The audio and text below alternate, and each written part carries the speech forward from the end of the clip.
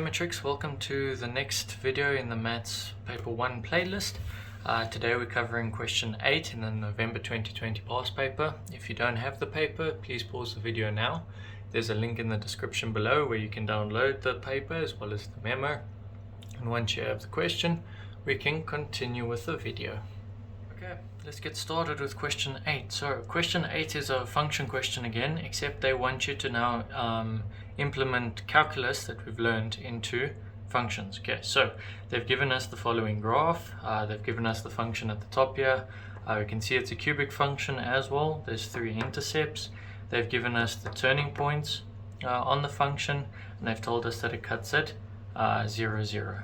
Okay, now for 8.1 it says, for which values of x will g be increasing? Okay, so I've written here, increasing means that the following term, so n plus 1, okay, is greater than the previous term. Okay, so for instance, if we had the points 1, 2, 3, okay, so you can see that 2 is greater than 1, okay, so the following term is greater than the previous term, therefore it's increasing. So looking at the graph, we can see that from here we have everything's decreasing. Why? Because x1 will be less than x2, for instance, as we move along. Okay, if we're looking at increasing across. So from this point here, we can see that every term after, or that follows each other, is greater than the previous term. Okay, so if we plug in this x value, we get a y value. If we plug in this x value, we get a greater y value, and so on and so on. So we can see for all this, it's decreasing. For year to year, it's then increasing, and then from year to year, it's then decreasing again. So the interval for which the function is increasing is negative for x between -1 and 2. Okay, so we can say then -1 x and 2. Okay, now 8.2 says write down the x coordinate for the point of inflection of g. Okay, now remember I've stated here, point of inflection, okay, is the point, okay, where we change from concave up to concave down, or vice versa. Okay, so the point between the maximum of f and the minimum of f. So if we look at our function over here, here's the minimum of f, here's the maximum of f. Okay, so we need to find the point between these 2 points. Okay, that gives me my point of inflection. So we can also see here we concave up and here we concave down. So we know my point of inflection has to sit somewhere in this region. Okay, so we know it will be between the maximum and the minimum. So what we can do is we can take the difference between these two and we can take the midpoint of it. Okay, so my point of inflection is going to be, we can calculate the x value, that's just going to be -1. So we take -1 plus 2 divided by 2. -1 plus 2 divided by 2, and that is then going to give you a half. Okay, so where x equals to a half, we'll have point of inflection. Okay, now 8.3 says, for which values of x will g be concave down?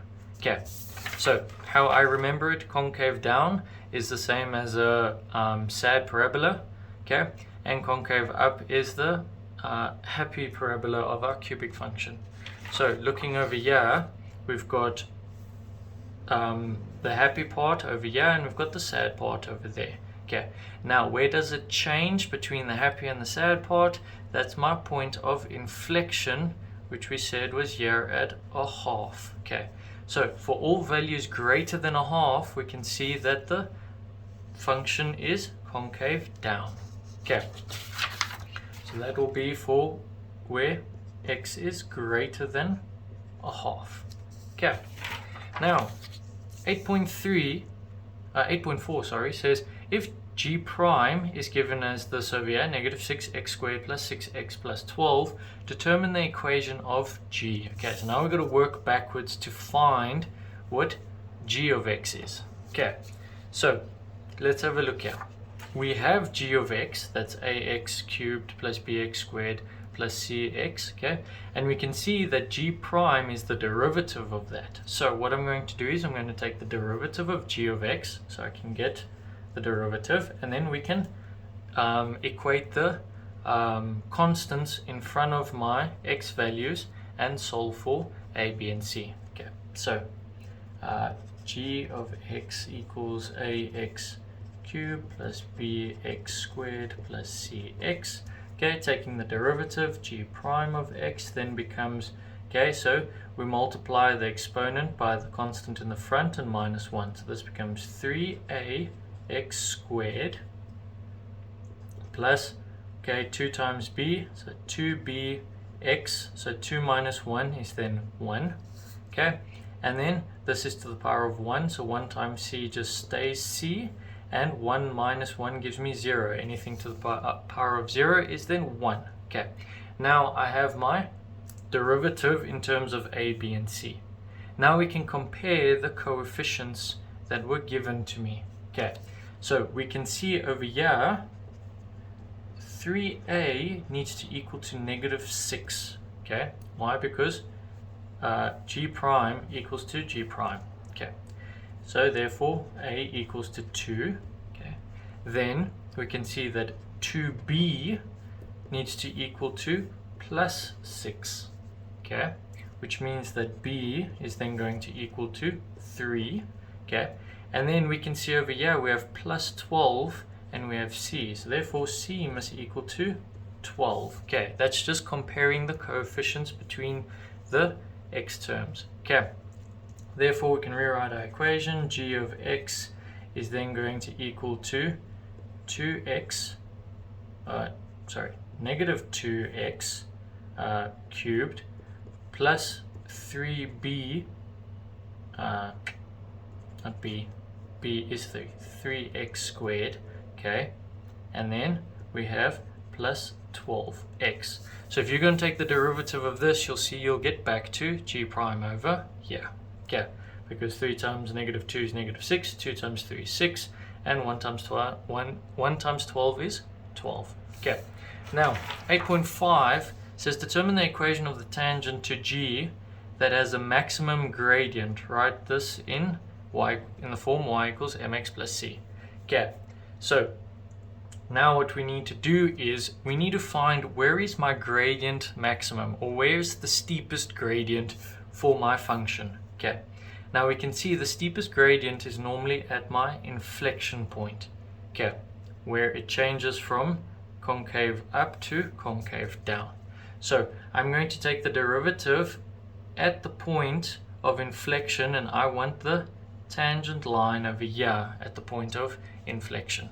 Okay, so first things first, we have the derivative of g, we don't have to work it out, so g prime of x equals to let's see, negative 6x squared plus 6x plus 12. Okay, so the steepest point I said is at our inflection point. Okay, so that means we need g prime of a half.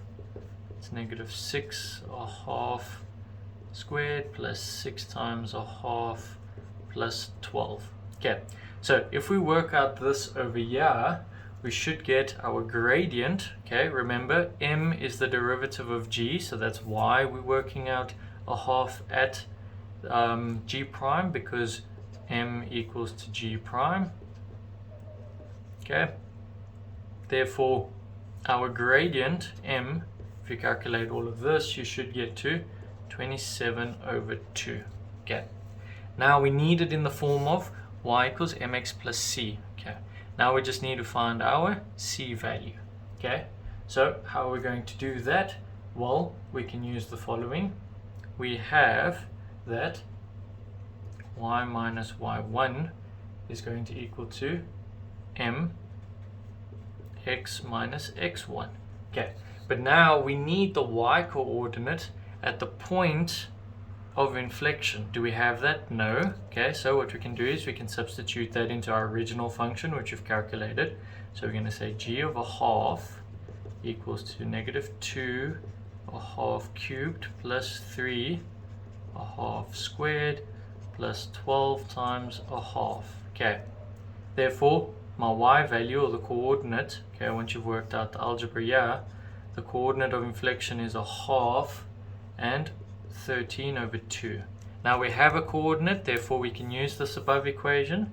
So we'll have y minus 13 over 2 equals to 27 over 2 x minus a half. Okay, so if you sort out the algebra here, you'll take that over, you'll distribute it in, you'll get a function of y equals to 27 over 2 x minus 0.25 or a quarter. Okay, and that's how we go about doing this question. Okay, if you found today's video helpful, then please leave a thumbs up on the video. It does help a lot. If you have any questions about question 8, please leave them in the comment section below and I'll get back to them as soon as I can. Please go check out the channel as well. There's physics, chemistry and maths paper 2 videos uploaded as well. While you're there, please consider subscribing to the channel. It does help a lot. And remember, it's never too late to have an OIC moment.